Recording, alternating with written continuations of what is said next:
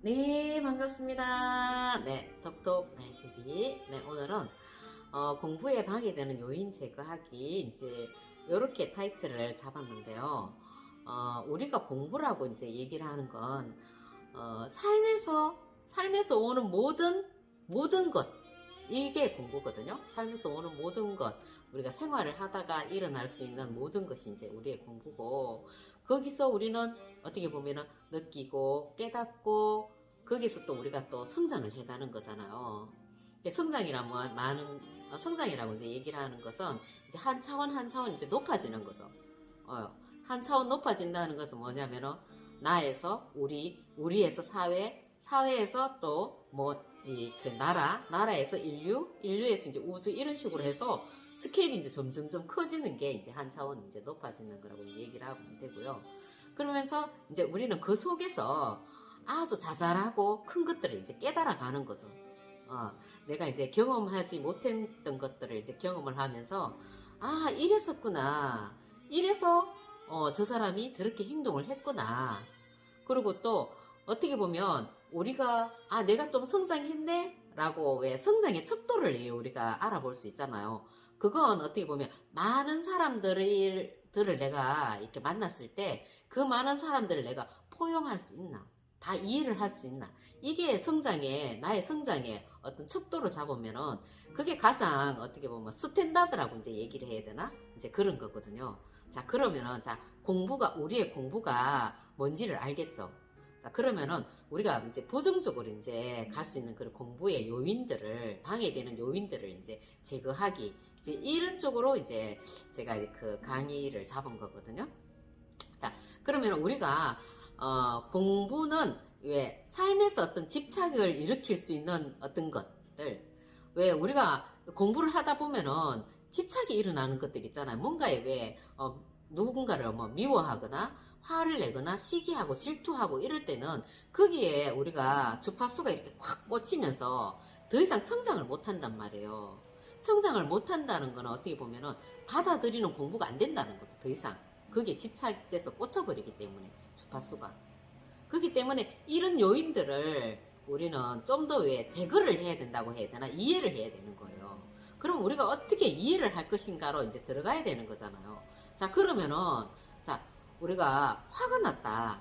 화가 났을 때는 어떻게 왜 화가 났다고 생각해요? 어떤 상대에게 화가 나거나 환경에 화가 났을 때는, 그건 어떻게 보면은 내 자신을 내가 아직 모르기 때문에 화가 났을 수도 있어요.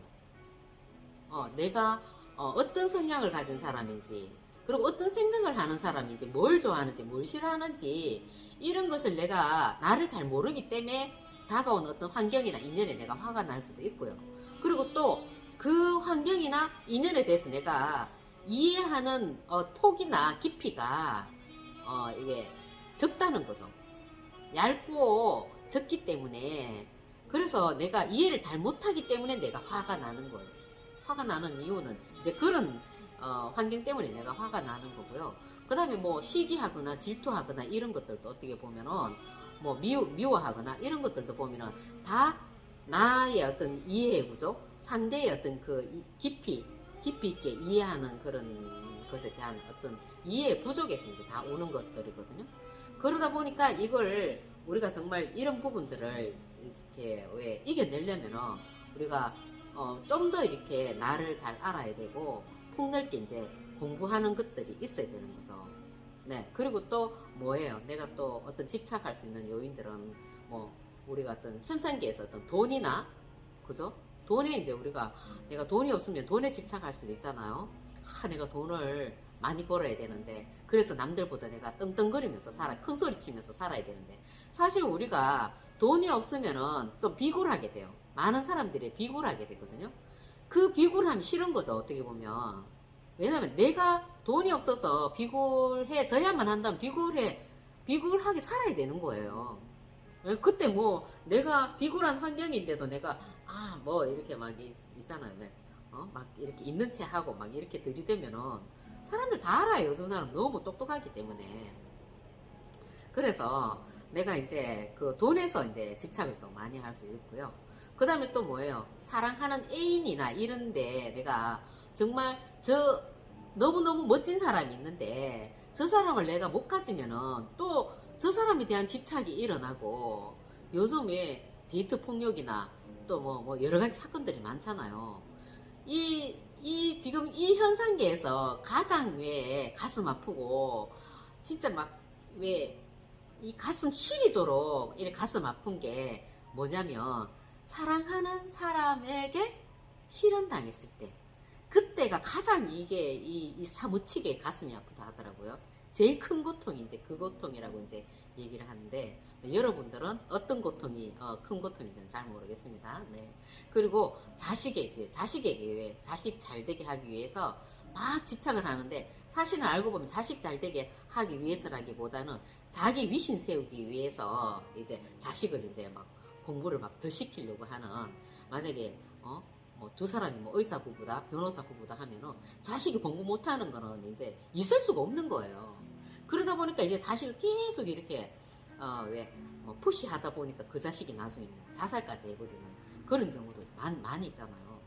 그래서 이제 자식에게 이제 집착하게 되고 그리고 또 어떤 그 지위에 올라가 명예욕이 강하다 보니까 어떤 지위에 올라가기 위해서 집착을 하는데 자기는 너무 이렇게 왜 갖춘 게 없으니까 계속 이제 뭐 시험을 봐도 떨어진다든지 자꾸 떨어지는 거죠.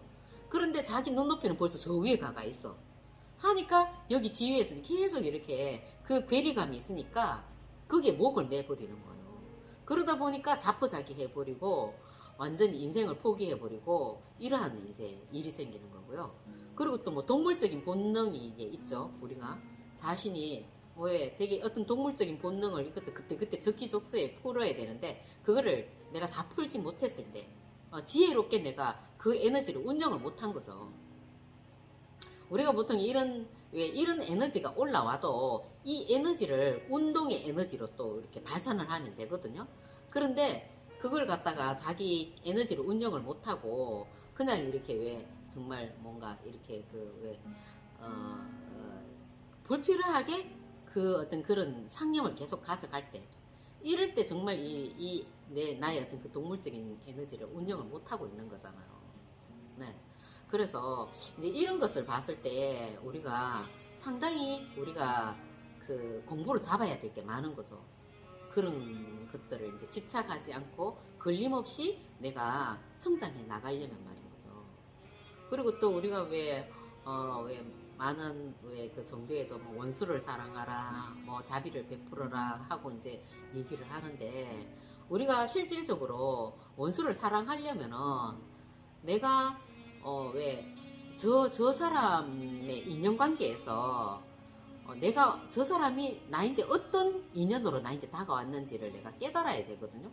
저 사람이 나한테 거울 인연으로 다가왔을 수도 있고, 그리고 어떤 사자의 관계에서 이제 다가왔을 수도 있고, 이런 거거든요.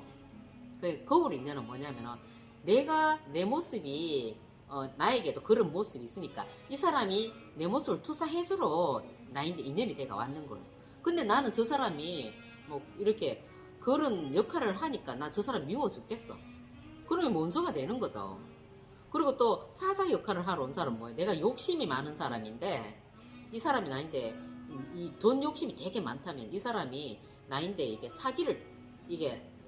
그러니까 사자의 역할이 뭐냐면 이렇게 사기꾼의 역할로 오는 거예요. 그래서 이게 내가 만약에 이 사람인데 사기를 딱 당하면은 이제 그 사람이 이제 또 나인데 완전히 그 원수가 되는 거죠.